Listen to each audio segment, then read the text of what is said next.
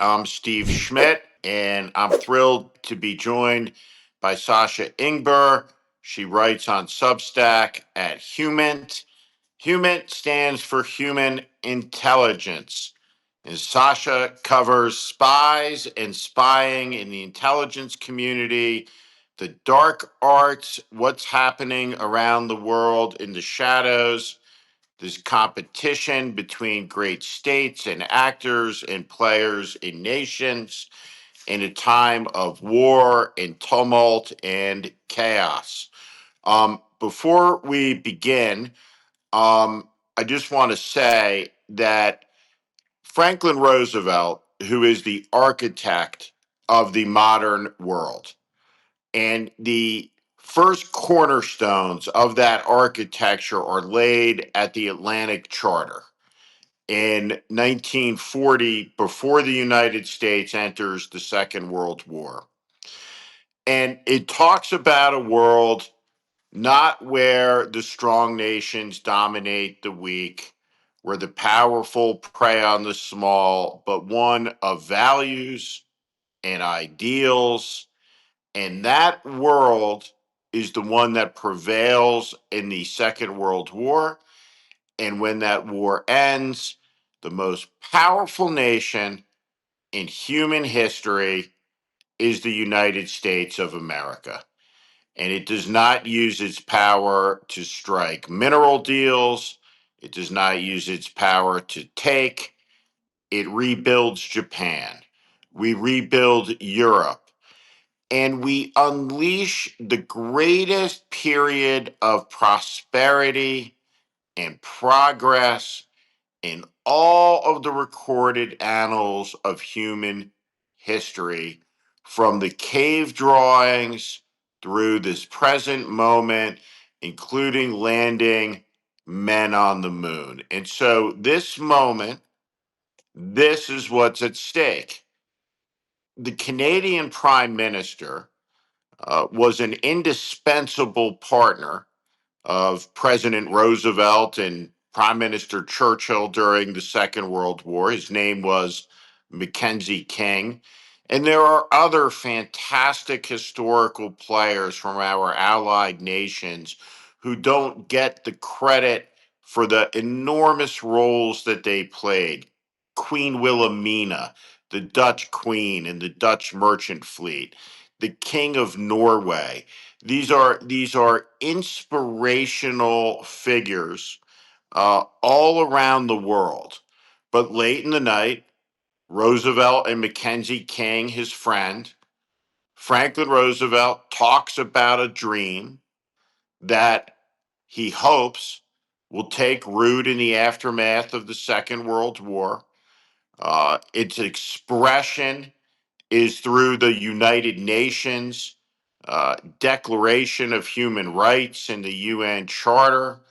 Uh, Douglas MacArthur talks on the battleship Missouri about the necessity for a moral recruscidence so that humanity may survive, so it doesn't extinct itself through an apocalypse of nuclear weapons. And Roosevelt's vision prevails. He says to King that he realizes nothing lasts forever. He just hopes his vision will endure for as long as everybody who is alive on the day the war is won is still alive. The youngest of those people are 80 years old, and we have come to the end of an epoch in history.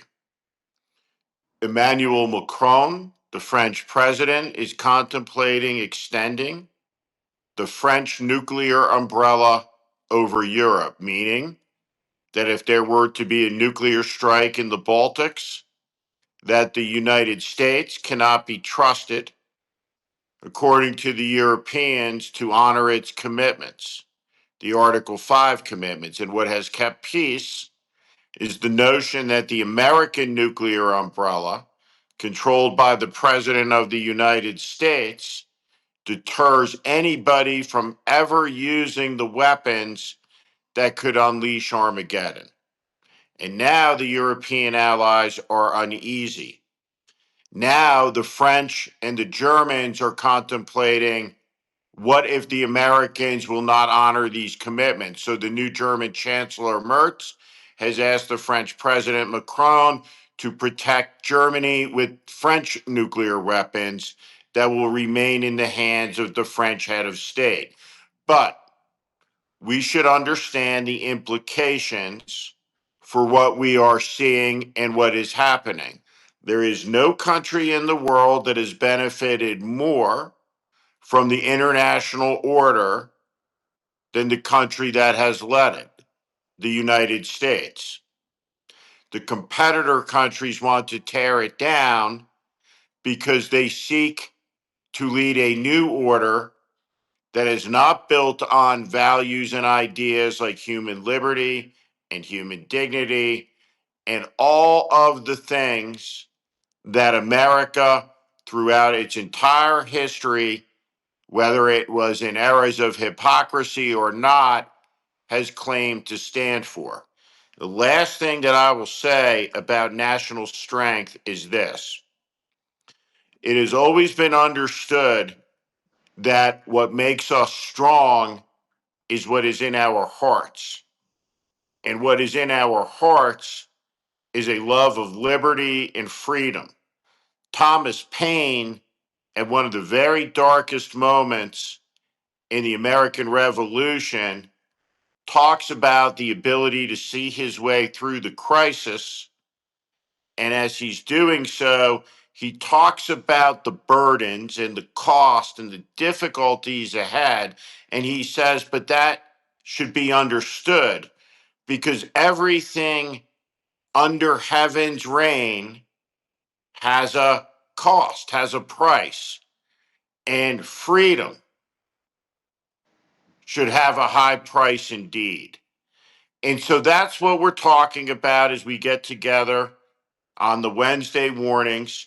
I'd ask all of you, if you are on, to subscribe to Human. It's one of my very favorite Substacks. Sasha is a beautiful writer. She is an expert in the national intelligence agencies. She is not a political partisan. She is an expert in her subject area. She is a journalist and a reporter. She is a truth seeker and a fact finder. And so it is my pleasure to introduce to all of you tonight my friend Sasha Ingber. Thank you very much for being with us. Hey, Steve, it's so good to be with you, to get a chance to see you and hang out with you tonight. This is a significant moment. Just today, CIA Director John Ratcliffe went on Fox News and said that Trump said, let's pause. Let's have a chance to think about whether the United States should be sharing intelligence with the Ukrainians. And Ratcliffe said that intelligence would be on pause. That is really significant. For more than 10 years, the CIA has been sharing intelligence with Ukraine. It's a deep relationship that has been forged between people who know each other personally now, a relationship that formed after the United States got over some real distrust that maybe, looking back in the 2014 period, maybe the Ukrainians were still pro-Russian. Maybe we shouldn't trust them. Maybe the Soviet influence was still resonant.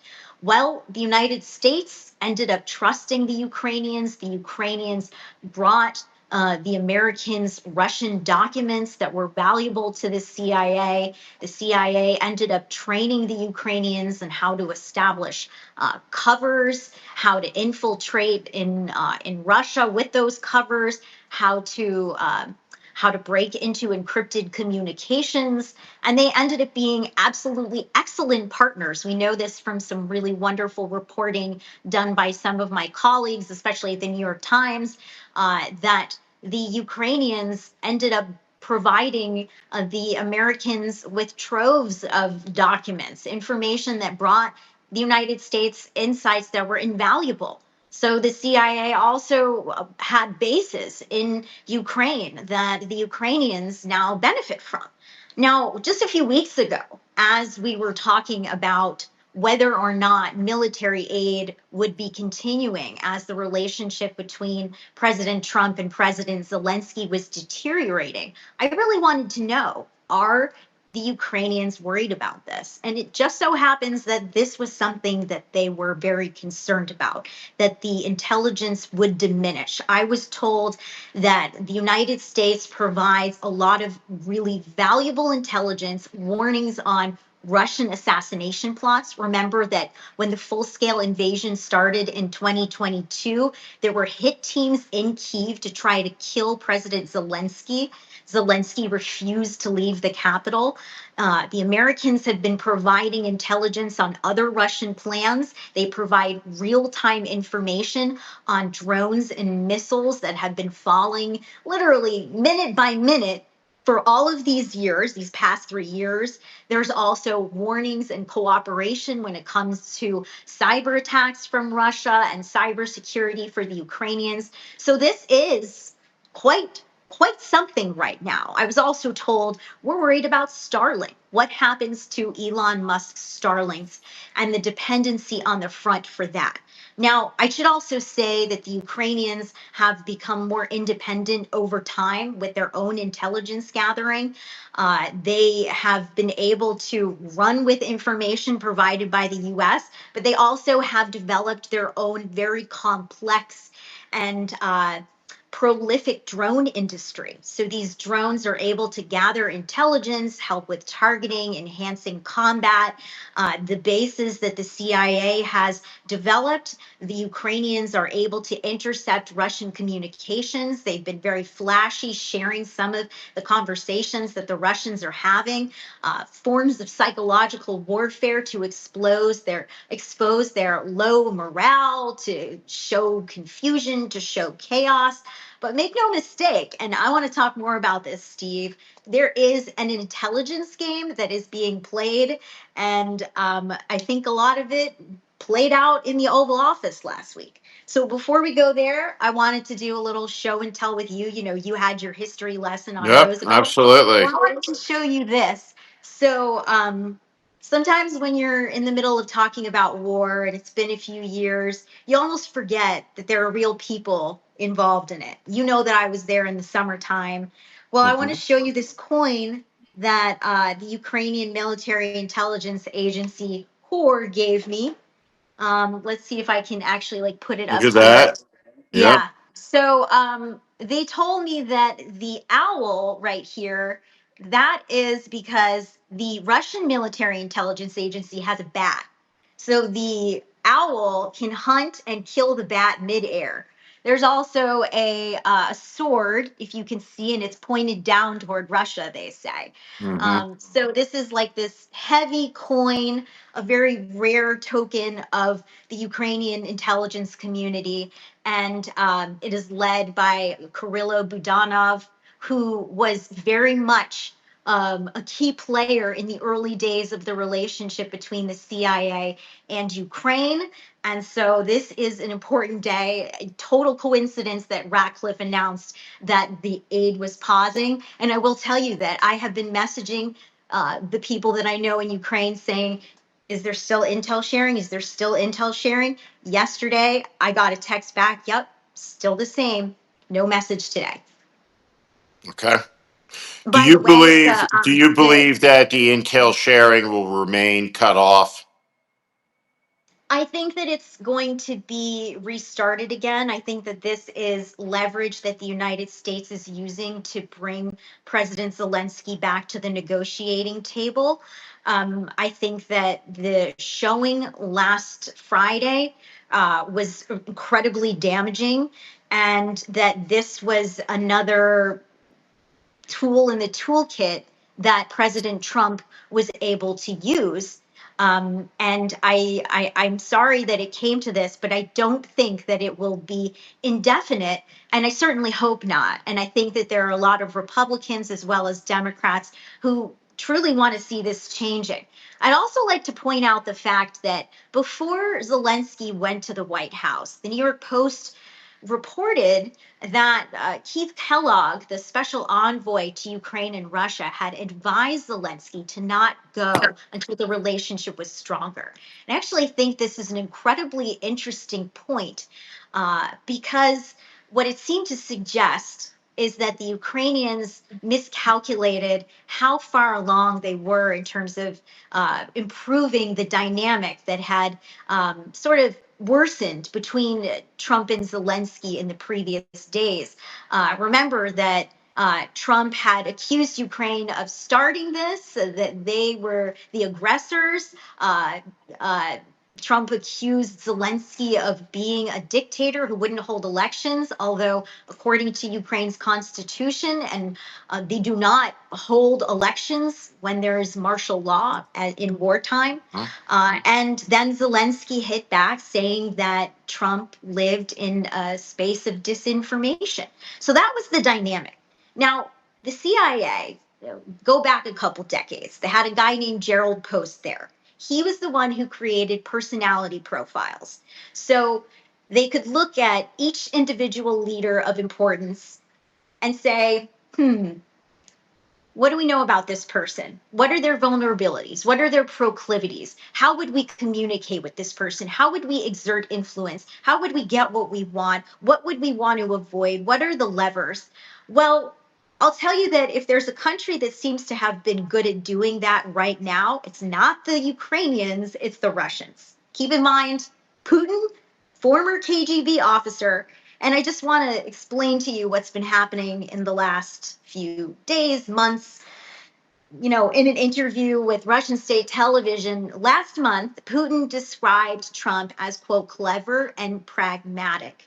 This is something that matters to Trump, to be complimented, to be valued. He also said in months past that the January 6th rioters came with political requests. He was validating an area of real frustration to Trump in this perceived inequity, in the undermining of the 2020 election. Well, Putin played into that with that comment. He also had his foreign minister, Sergei Lavrov, a few days ago praise Trump's common sense approach to handling the war in Ukraine and looking for an end to the war. Russian Foreign Ministry spokesperson Maria Zakharova praised Doge for shutting down U.S. aid, saying that it's anything but an aid, development, and assistance agency. All of this comes to play and validates things that we have heard come out of Trump's mouth. And now I just want to read you a little bit of what really stood out to me last Friday that Trump told Zelensky when they were sitting beside each other. Talking about the Russians, he said, "They respect me. Let me tell you, Putin went through a hell of a lot with me. He went through a phony witch hunt where they used him and Russia. Russia, Russia, Russia. You ever heard of that deal?" Then he goes and he starts talking about Hunter Biden, Joe Biden, Clinton, Adam Schiff. He starts describing all of these things. And then he says, the whole thing was a scam. And Putin had to put up with that. He was being accused of all this stuff. So, what I think that moment showed was Trump feeling a sense of kinship with Putin in what he believes were false accusations. And let's be honest, some of the accusations did not pan out from the 2016 time period. But it's almost like a part of his emotions, his way of looking at the world got fused together with Putin such that he could sit there next to Zelensky and say, he went through a hell of a lot with me. And there were also points that aligned between them, Steve. He said that Ukraine was militarily in a weak position, even though there's a lot of analysis on how the Ukrainians have been able to hold nearly, well, I should say, most of their territory, with the Ukrainians making incremental gains, and that Ukraine is the one who doesn't want to make peace. When really Zelensky was saying that Putin would not honor a ceasefire, would not honor a real negotiation. Um, and meanwhile, I'm sorry this is a long answer, but I've been waiting all day to talk to you and to bounce around these different ideas. while we have this relationship where President Trump can look at Putin and say we were both wronged, we were both aggrieved in all of these moments, he looks at Zelensky and there's a lot of baggage there. Let's go back to 2019. Zelensky doesn't investigate Burisma. Zelensky doesn't investigate the Bidens. There is the call that then leads to Trump's first impeachment. Well, Trump punished the national security attorney who represented the whistleblower that led to that impeachment. I interviewed him, Mark Zaid. You can see that on my Substack, Humint. But he took away his security clearance. And that was, he believes, in part a retaliation for this particular situation. So when he looks at Zelensky, he's thinking, you didn't help me in the 2020 election by investigating a person who I wanted you to investigate, and you got me impeached, even if that's not the order of operations. Zelensky didn't actually play a role in it. So there's all of these things at play, and it I think it's part of the spy games, actually, Steve. So there's a lot there. I'm going to just reset as we get into kind of the next angle here. So just for everybody who's with us, you can find Sasha at Humint on Substack. She writes about the spy game. You will be better informed, smarter about all of these issues, factually smarter. I really urge you to subscribe to Humint. Sasha is terrific. So, what you said about Trump and his profile and how you deal with him, all of this is very obvious that Vladimir Putin is manipulating him, is playing him. And for some reason, Putin has been successful at doing this with everyone. He did it to Bush, who looked into Putin's eyes and saw his soul. Did it with Obama, who laughed at Mitt Romney when Mitt Romney in 2012 said that the number one geopolitical threat facing the United States was from Russia. And Barack Obama famously said, you know, go and get your grandfather's Cold War foreign policy back somewhere. Put down quote. You know, the one person who was right about Vladimir Putin was John McCain. And so Vladimir Putin invades Georgia in 2008. He invades the Crimea, Ukraine in 2014. He invades the Ukraine in 2022. He breaks 25 different ceasefire agreements.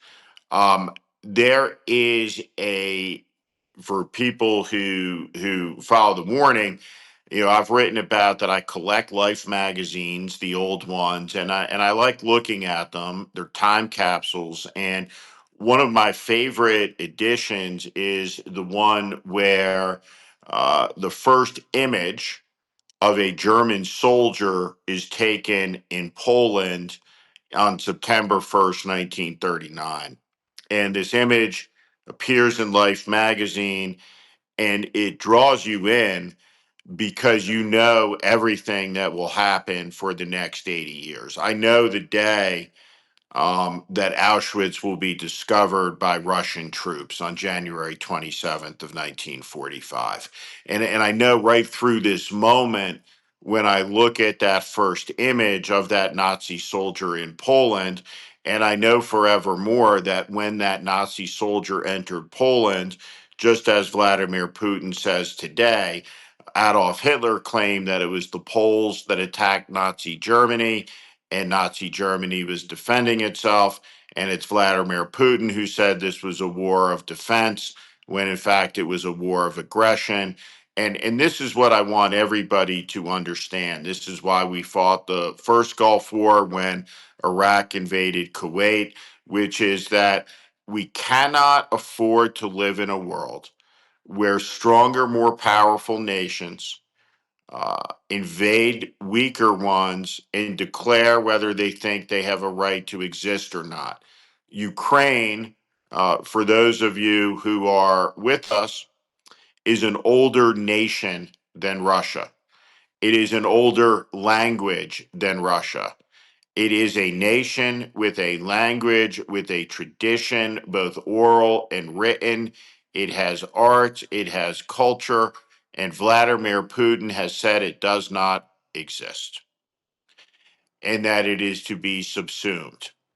Vladimir Putin's war sent a criminal army into a European country, raped women, young girls, old ladies, and kidnapped tens of thousands of children.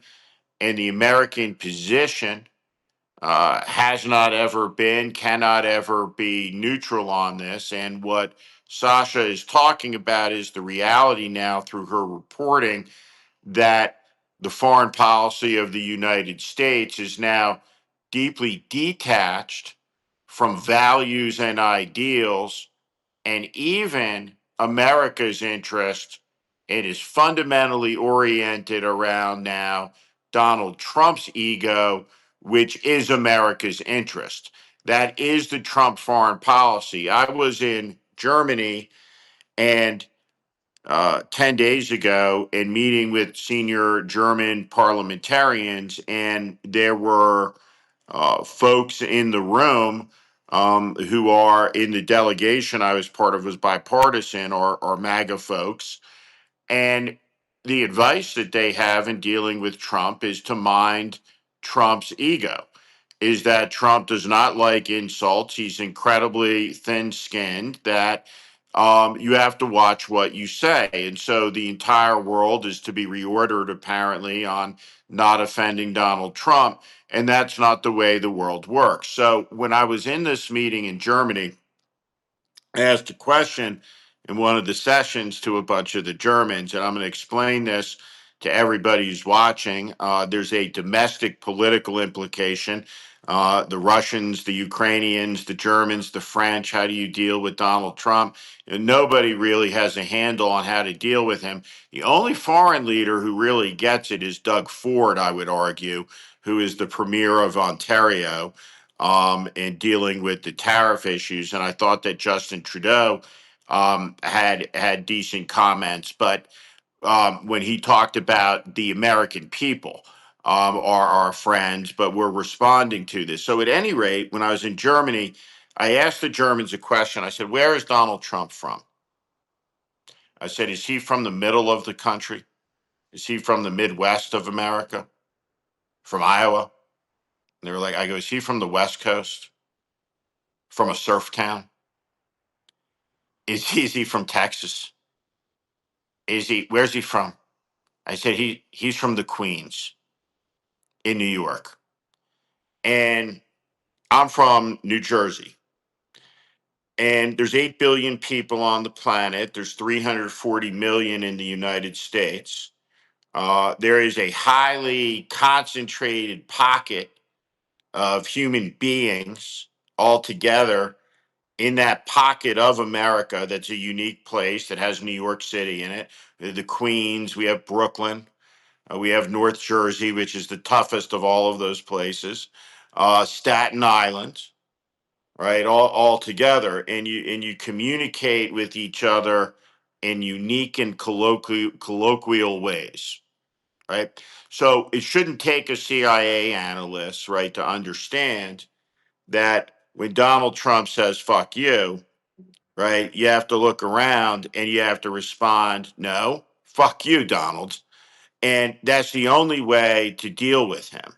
And so appeasement, right, in the type of appeasement that we're watching play out globally, Sir Keir Starmer pulling out his Willy Wonka Gold King Charles formal invitation for Trump in the Oval Office, appeasement is the philosophy of feeding the crocodile last, feeding the crocodile so he eats you last.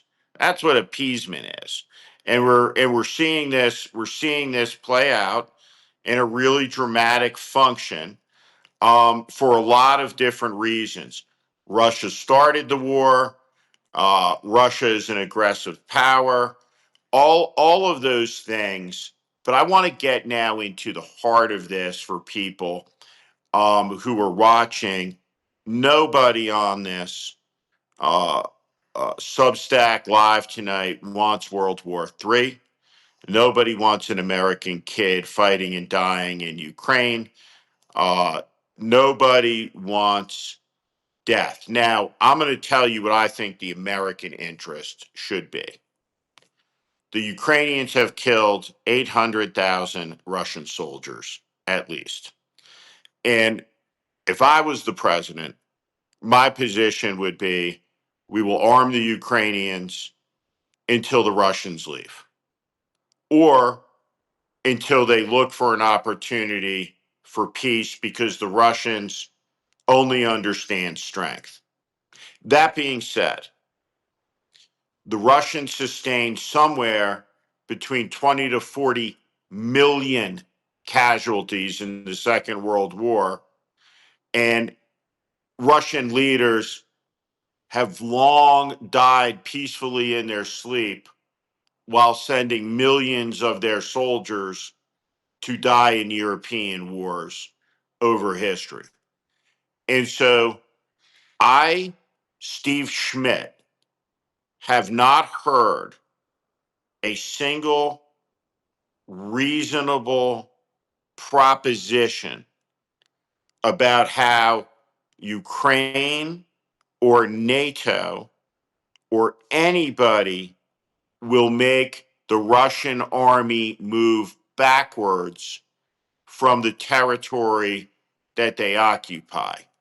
When I was in Germany, one of the German parliamentarians said that Germany had sent 55,000 helmets to Ukraine, and I said to them, I advised them that they never say that out loud again in front of an American. Um, what is, if there is any, plan when people talk about making Vladimir Putin move backwards? To me, that is a fantasy. And I don't think Trump is wrong about that. And I don't take a backseat to anybody with regard to my criticism of Donald Trump. So, is there any reasonable person anywhere beyond rhetoric who has a military plan that says if we do these things, or if the Ukrainians get these weapons, they'll be able to expel the Russian army from this Ukrainian territory that the Russian army sits on tonight as we are speaking? And as the old adage goes, possession is 9/10 of the law. I mean, I think it's an important question. I think that we have seen, even in Biden's term, the fact that the administration wouldn't provide heavy weapons fast enough to the Ukrainians, the fact that they provided essentially sanctuary so that the Ukrainians couldn't use Western weapons to target Russia, inhibiting the country from really ultimately defending itself and heightening the cost and the pain for Russia and for Putin. When this man controls the information space and he can set the narrative so that it's a special military operation, not even a war to his own people, it becomes so much harder, I think, for anybody to essentially get through. We saw that the United States was wrong in its assessment about how long the Ukrainian military could hold off. We all underestimated how the Ukrainians would fight, unlike the Afghans, for their own country, for democracy, for independence, for sovereignty. And look, when I was there in the summer, I walked across the border from Poland into Ukraine, went to a coffee shop with a former senior US military officer who was getting ready to train law enforcement at a covert military base. And then these men would go to the front. We sat at a coffee shop. He said this was right after the debate between Trump and Biden, where it looked like Trump could potentially become our president again. And what would that mean for Ukraine? Would military aid diminish? Thinking about that moment now, a pivotal moment. And so this American said, do I need to train you in guerrilla tactics? Do you want to learn partisan warfare? Should we be teaching you that? I think the Ukrainians are going to continue to fight. If they don't like a negotiation, if they don't see Russia actually truly honoring any sort of ceasefire or peace deal, which there's no indication the Russians would truly commit to, then I don't think they would stop fighting. I just don't think that it's going to happen. And we have other examples. I mean, look at Israel.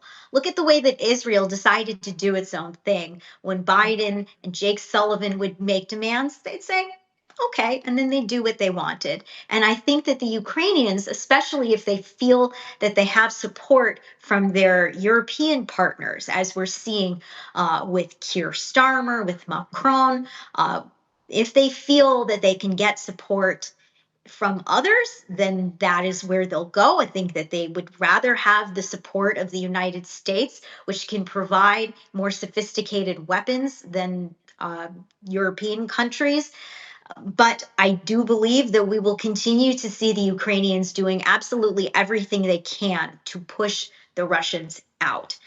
I think that on Putin's side, seeing a democracy, seeing a country that has been turning more toward the West since 2014, right on the border, is so disturbing. Sometimes I just try to imagine what conversations this man would be having when the internet first started.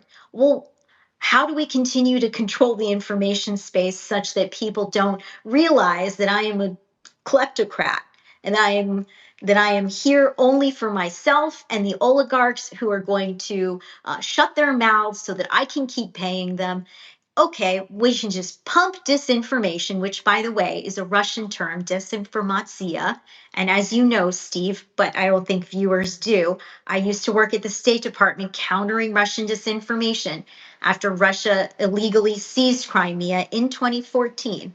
Pump the information space with all of this false information and make it so that nobody knows what's going on. We don't have to do it necessarily in Russia so much as we need to do it overseas. But how do we now try to stop the Ukrainians from moving toward the West? How can we control them? Well, 2014, it turns out, was just the beginning. And the Obama administration didn't really do enough to stop the Russians. There was no ultimate consequence. Yeah, okay, there's some sanctions. Okay, take them out of the G8, G7. Well, it didn't stop them in from invading Georgia, from invading Moldova. This man does what he wants to do. And so fast forward to 2022, seeing the military buildup before the full-scale invasion in February, seeing that they were bringing blood. Remember, they were setting up areas where they could support their own troops. I don't think that anything would necessarily stop this man. And then remember, there was the attempt to disobey him with Yevgeny Prigozhin, the leader of the Wagner group, who had criticism for the way the war was being conducted. And look what happened to him. He gets on a plane, and that's it for him. He's gone now. So I don't know if anybody can actually affect change with Vladimir Putin. Look, Donald Trump, everybody is a mark. He's being played. The idea that little Marco is standing next to Sergei Lavrov in these meetings is preposterous. As the old saying goes, if you're sitting at the poker table and you don't know who the mark is, it's you, and that's Marco Rubio in these meetings with the Russians. I want to ask you to react to a request that the Chancellor of Germany, Merz, the new Chancellor of Germany, had of the French president, which was they would like to be covered under the French nuclear umbrella. Talk about the implications of that. Well, I think the context here is what what is the future of our relationship with our allies? When President Trump went back to the White House, the question that was on my mind was he's coming in a very different moment. Yes, our adversaries are still our adversaries, but our adversaries have formed their own alliances. You can see that Russia has formed a deep relationship with North Korea, whereby the North Koreans are providing ammunition and military equipment, as well as North Korean troops who aren't necessarily skilled, but are still providing bodies to dedicate to Russia's war on Ukraine. The Russians have also continued to deepen the so called no limits relationship with China.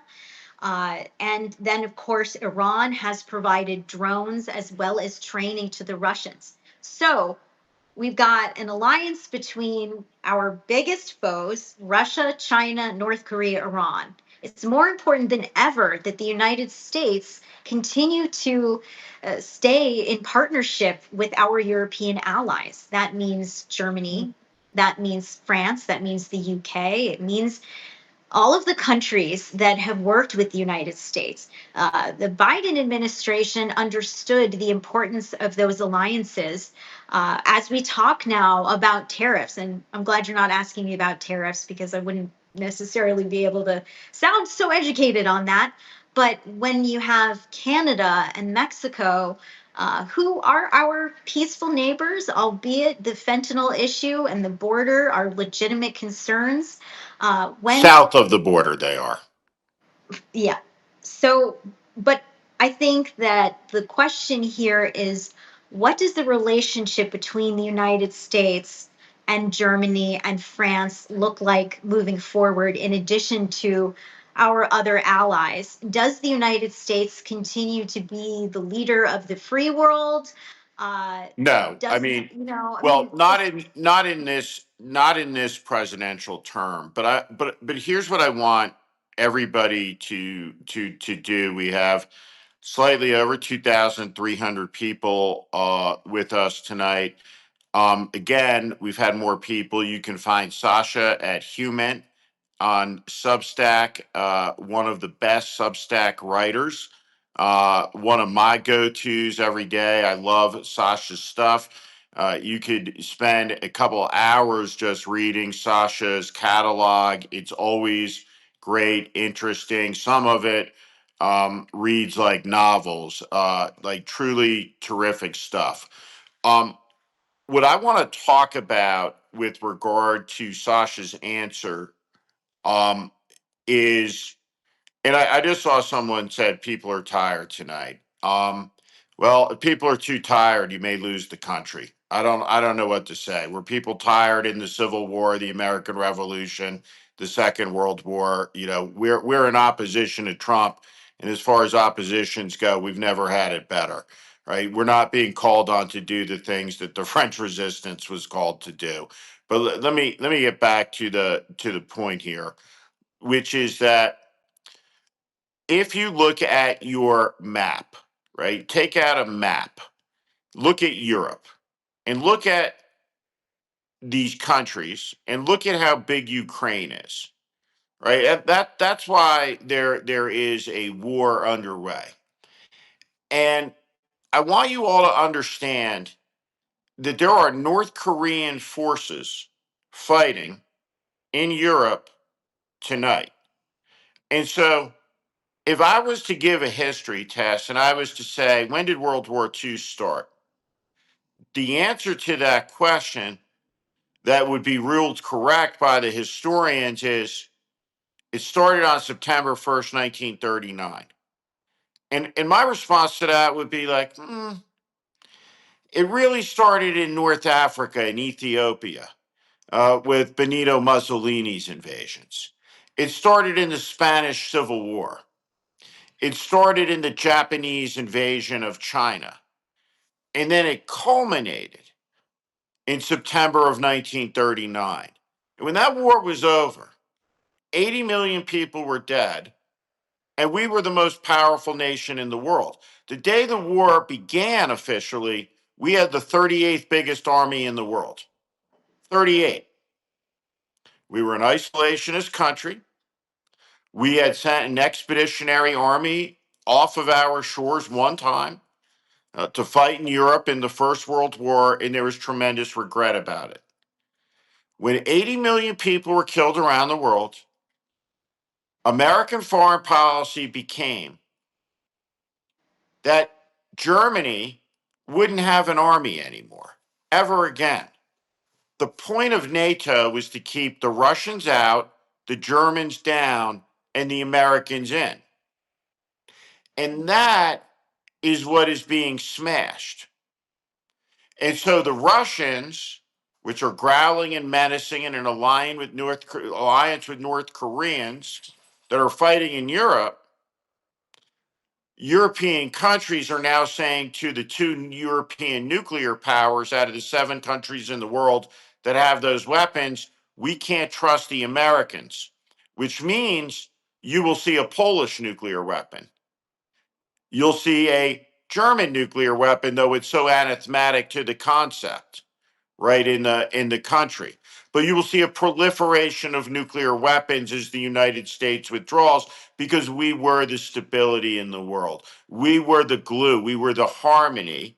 And so Donald Trump, as he sets about wrecking this, has 600 some odd days until a midterm election when there can at least be some check restored on him. And so this is a really momentous moment in that the entire security umbrella that prevented World War III, which was America's nuclear deterrent, is suddenly falling apart because Donald Trump has decided to yoke America's foreign policy to be in favor of the nations in the world who are the only nations in the world who have nuclear weapons on missiles pointed at us as I am speaking in this instant. That's who Donald Trump is saying is right. The people who have weapons pointed at us on launchers that could annihilate American cities tonight. So that's what's going on in the world. I do think it's interesting that remember back in 2015, Trump was casting doubt on the value of NATO. He complained that countries weren't paying in. And then they stepped up, and then NATO was stronger. Fast forward to the full scale invasion, it actually worked out better. And I don't think there's anything wrong with European countries stepping up. Why does the United States constantly have to be the one to come to everybody's aid? I do think that they could play more of a role in Ukraine's defense and even in their own defense. I think there's legitimacy to that. But what happens to those relationships, and as you talk about, nuclear weapons and who's supplying them, and I do think that that is an important conversation to have. I also want to highlight the fact that, look, in 2023, Zelensky came to Washington. I remember standing on the stairs at the Pentagon waiting for him to walk up the stairs with then Defense Secretary Lloyd Austin. They were walking inside. Then he made the rounds. He went down to Capitol Hill to try to get the Republicans to provide more military aid. Then he spoke at the National Archives. I was there. The guy was everywhere he could be. And it was a long trip. He seemed tired, frankly. It seemed like he was tired of saying the same thing over and over again. And it took more months. He did not get what he wanted. I don't think that he necessarily believes that every time he comes here, it's going to be successful. So he has a thick skin. He realizes that this was a implosion, and it doesn't discourage him from coming back. That is the thing about Zelensky. This guy just keeps going. And so I don't want to leave it on a note of total negativity here. No. And I think that Ukraine still has the capability to continue fighting without U.S. support for months to come. You know, it doesn't have to be grim forever. This is one moment in time, and it'll be interesting to see what happens in the midterms. And it'll be interesting to see if Americans care more about, say, tariffs hurting their wallets than the Ukrainians fighting for their own independence. What do you think, Well, Steve? all of this is linked together. I think you're going to have hundreds of thousands of people on the streets very soon. I mean, yesterday we saw an American president say that I am raising taxes, which is what tariffs are, so that prices will go down. War is peace, and up is down, and down is up, and left is right, and right is left, and the stock market is down, down, down, down, down. We have food aid rotting on shelves around the world. We will have a video record of the suffering that is manifestly right upon us right in this moment. And so you will see a bottom up opposition. Um, One of the things as I'm reading the comments, as they scroll by at the bottom, if there is one thing that brings me to the edge of an aneurysm in 2025 is when I read some fool, whether they're on this platform or whatever, who treats a politician like a little girl treats God, I'm completely blanking on her on her name. Taylor Swift, right? Just total veneration. And I see people saying Barack Obama didn't do that in 2014. Yes, Barack Obama did that in 2014. Barack Obama is the person who drew a red line in Syria and said if there's a use of chemical weapons, that would be it. He did not do it. He started the immigration crisis in not doing that.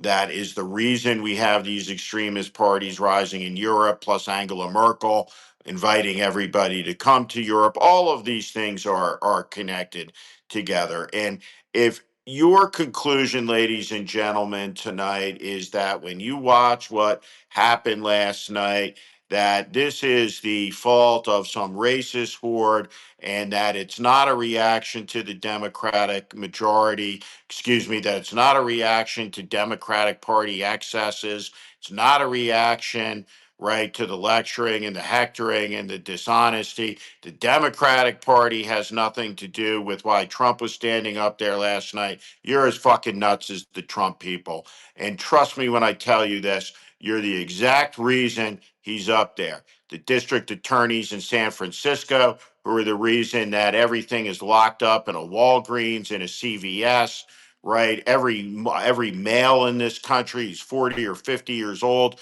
who got hauled in front of an HR committee without with an accusation that he said a word wrong or a pronoun wrong, or he said the whiteboard wrong or called it a blackboard in a meeting. All this fucking bullshit, right? For the last 7 years that the Democratic Party embraced. The American people looked at that party and they saw their corporate HR department, all of it, right? And you saw it last night. The congressman, 76 years old, waving his cane at the president of the United States. It's a farce. Right? Chuck Schumer, all of them. And so let me tell you something. The reality is that there's going to be a lot of harm and a lot of suffering and a lot of things broken in this country for the last 2 years because of the people that are in power.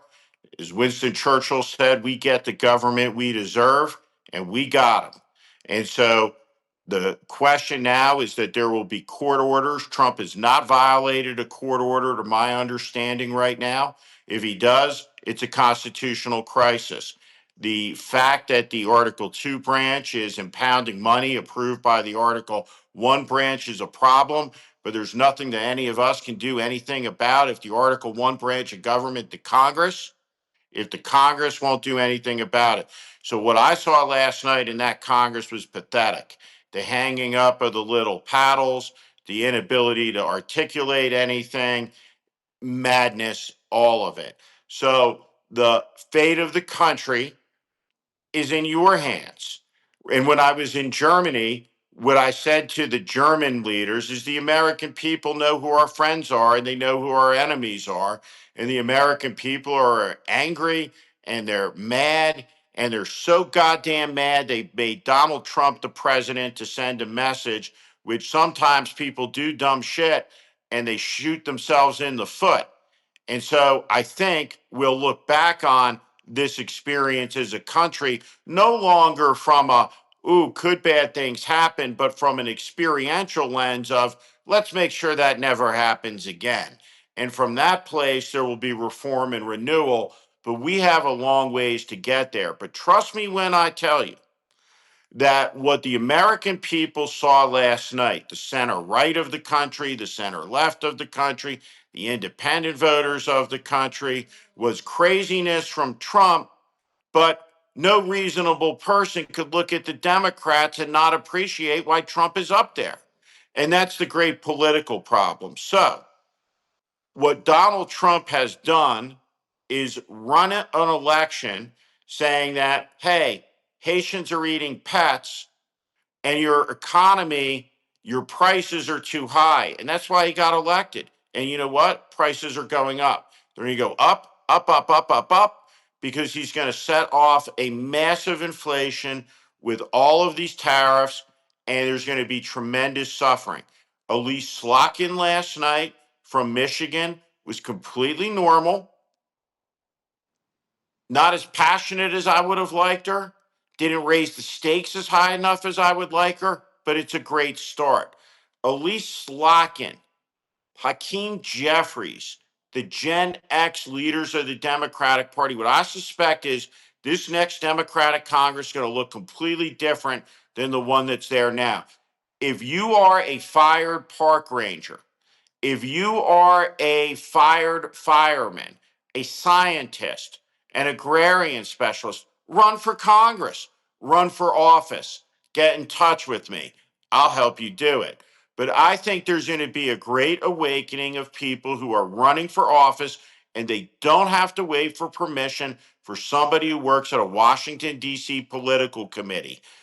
The American people, no one's coming to rescue us, everybody. We have to vote these people out of office, and then we have to pass the ethics reforms and the campaign finance reform and the lobbying reform to crush this corruption before it crushes us. We're going to need to break up these tech companies that preyed on our children before they preyed on our democracy. We're going to have to crush them before they crush us. And every time in all of our history, the American people have been affronted and trifled with by men who wish to be kings, by the takers who wish to take. Those men have learned a most painful lesson. And I think that will happen again. What I want all of you to do is to be informed and to know what's happening in the world. I want you to know that Trump is not always wrong about everything. And you can't react hysterically to everything.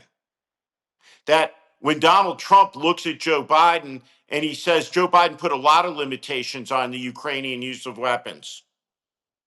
And I was the guy that gave the Ukrainians the most deadly weapon of the war, which are the anti tank missiles. And so this is a time where facts and seriousness really, really matter. And you got to make yourself smart by reading and understanding and appreciate what's cracking up in the world. This Ukraine war is the gateway to the abyss. There's a war in Europe with North Korean troops killing Ukrainians, and the American president has staked out a neutral position on the cause of the war, which was the Russian invasion. There's no place to accommodate Trump's delusions on this, and there's no place to meet in the middle because Vladimir Putin has the capacity to be Adolf Hitler.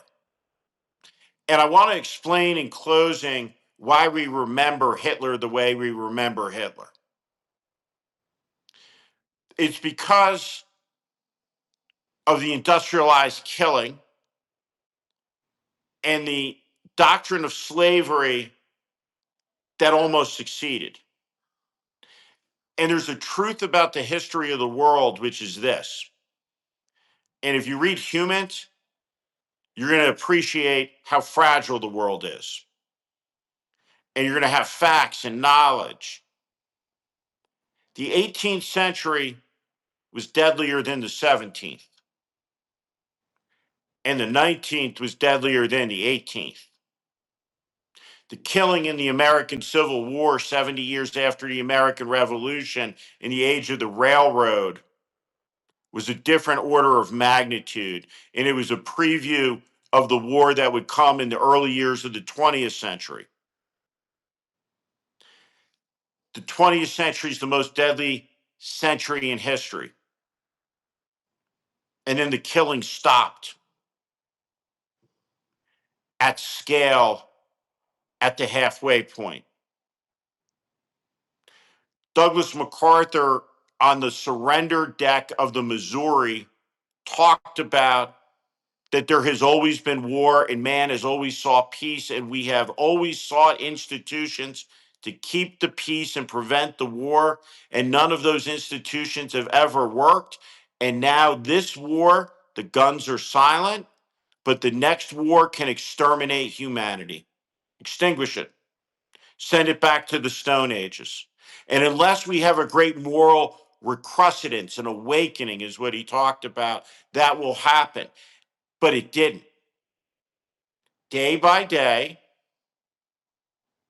imperfect men and women, some of whom made terrible mistakes and misjudgments of the lessons of World War II, the Vietnam War, an example. But they built a system of international relations that's deeply complex, interconnected. The European Union emerged from this. Does it need to be reformed? Of course. Is it overly bureaucratic? Yes. Is Brussels undemocratic? Sometimes. But it's one of the greatest achievements in human history by the mind of man. And it is fundamentally an American achievement. And Donald Trump, in the year 2025, at the edge of the lifespan of the people who survived Auschwitz and Dachau, at the end of the long lifespans of the men who stormed the beaches and the women who were part of the resistance in France and Normandy, has decided to smash it, to make America great again, because it costs too much. It's madness. And we will pay a price in blood that is terrible and terrifying, but we can still stop it. And that's what this moment is about. And so there are people in this world that are painters and musicians and builders and architects. Sasha is one of the people in the world who's a storyteller. And Sasha's interest is a very particular space that has a profound consequence on all of your lives, that plays out in the shadows. She's an absolute expert in it. And I really recommend, as strongly as I can, that you subscribe to Human and you inform yourself and you appreciate the continuity of all of the American presidents. If you're a Democrat, Ronald Reagan broke the back of the Soviet Union by following through on what John Kennedy said he would do. That connection's what's being broken in this moment. So, in conclusion, for me, I want to turn it over to Sasha to give you the last word, to talk about anything that you want to talk about. And thank you very much for coming on tonight, Sasha. Steve, it's such a pleasure to be with you tonight. You have been so supportive of my coming onto Substack. I remember calling you up in April asking you for advice. So I'm really appreciative of the support that you've given me. Um, It's a pleasure. yeah, gosh, last words, leaving me on the spot here. To me, the important thing is to continue to stay curious, to understand the emotions that we're feeling, and to uh, be responsible and knowing that continuing to be informed matters, even if it's hard to know what is taking place. I'm here in Washington.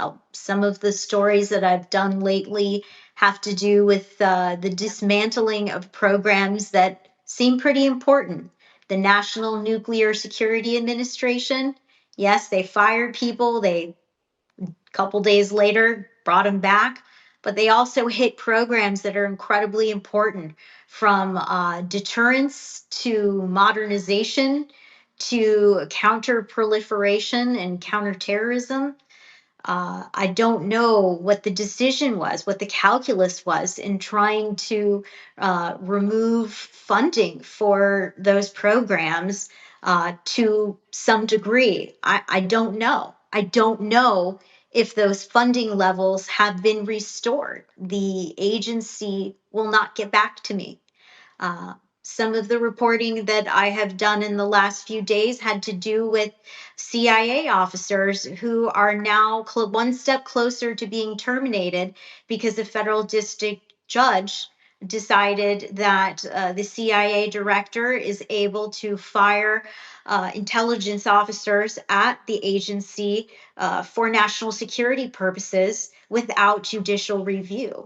So people who work in diversity, equity, inclusion are the ones who may lose their jobs, regardless of the fact that one of them is a brand new hire and was just assigned to the diversity and inclusion office, hadn't started, and it wasn't her choice. Another person apparently had offers to be in other CIA offices, had about 8 officers, according to the national security attorney representing them.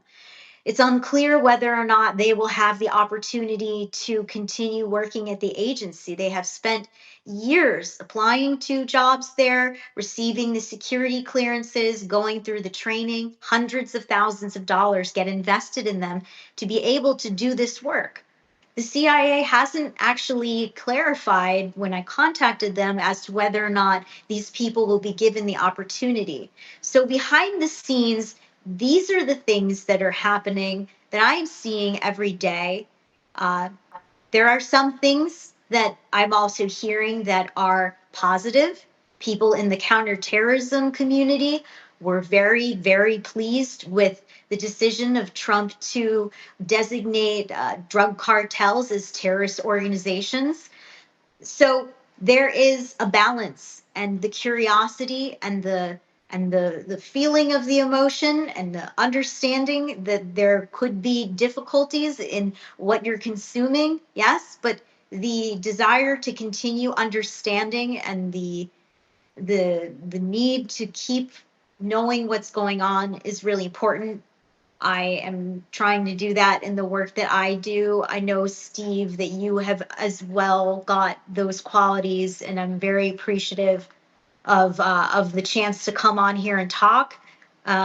I guess you know, I guess I'll leave it there for right now. I Um, want to ask you, I lied. We have 3,000 people here. So I'm going to ask you one last question that just as I was listening to you, that came to my, that just kind of came through my head. Talk about foreign intelligence officers in Washington right now in the bars, right?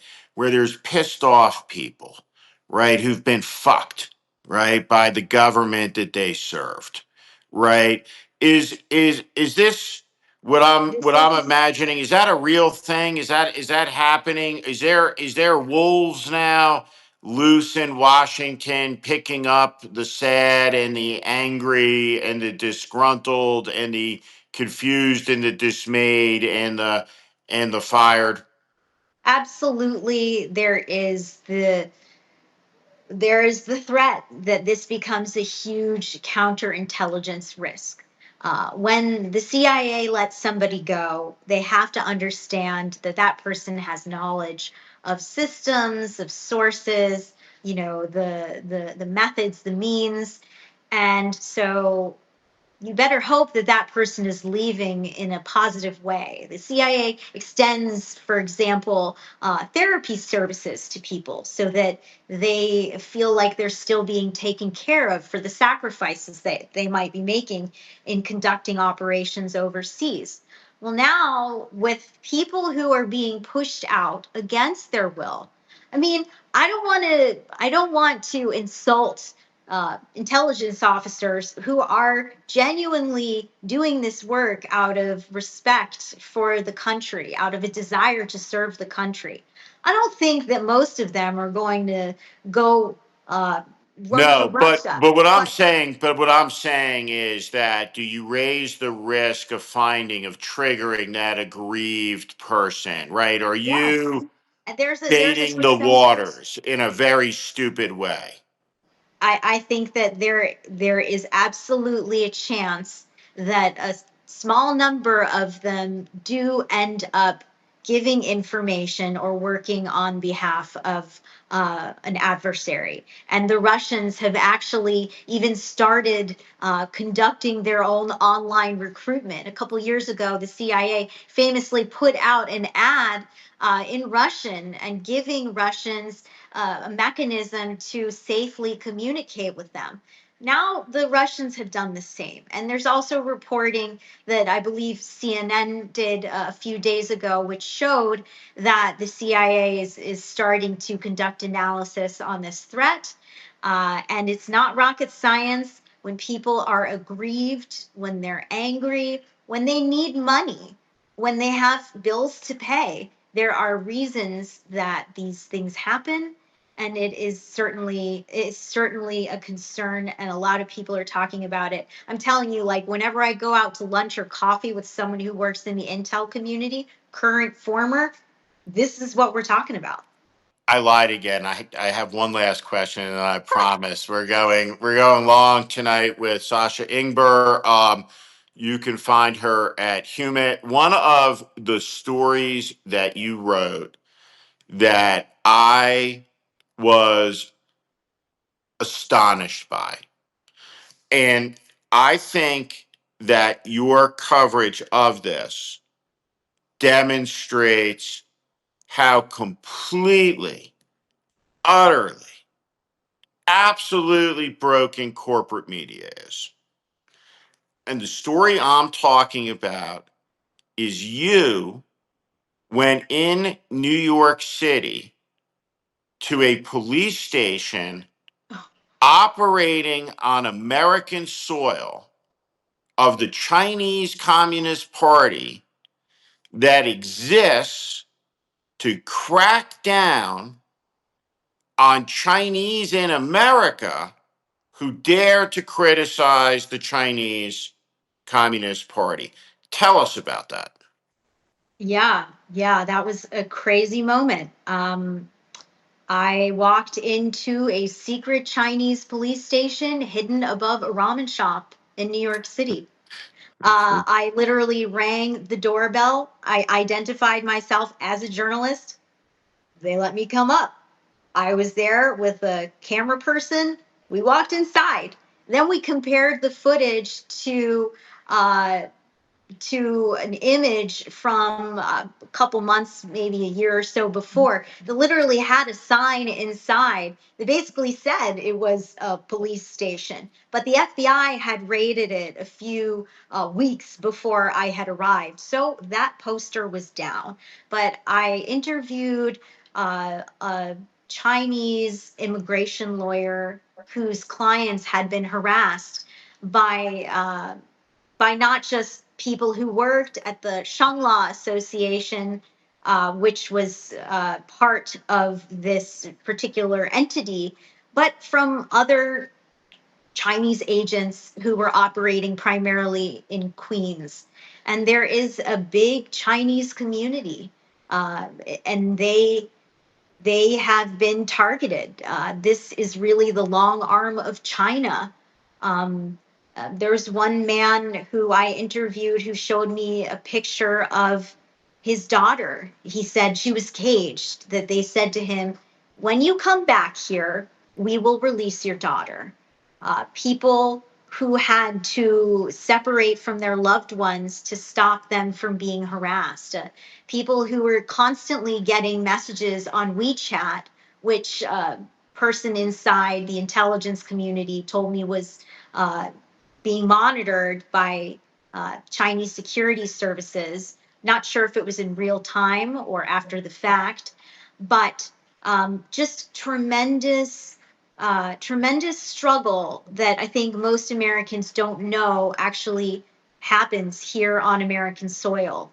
And as much as we talk about Russia and we talk about Ukraine, and we are thinking also about Gaza and Israel, I also think about China and what happens next. Maybe this is another conversation you and I can have, Steve, because the Trump administration includes some real China hawks, but we have yet to see how this administration is truly going to keep the Chinese threat in check, conduct offensive operations on the Chinese, protect the ever present threat of intellectual and industrial espionage.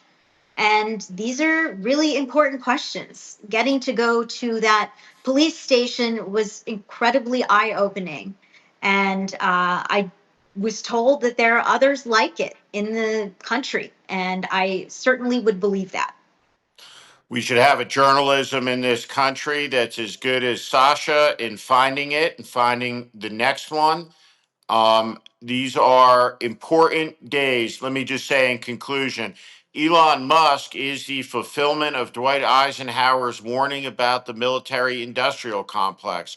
He is a business partner of the Chinese government, and now he is inside our Pentagon with his team of 40 young computer agents.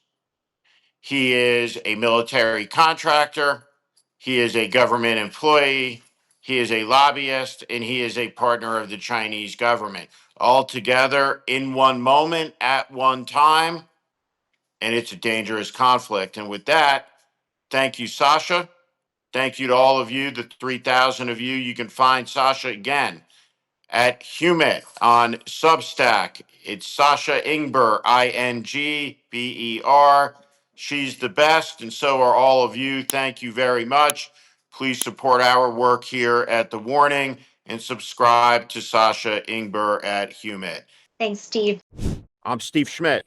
This is The Warning, and I invite you to subscribe on our Substack, on our YouTube channel. Follow us. Welcome to the community.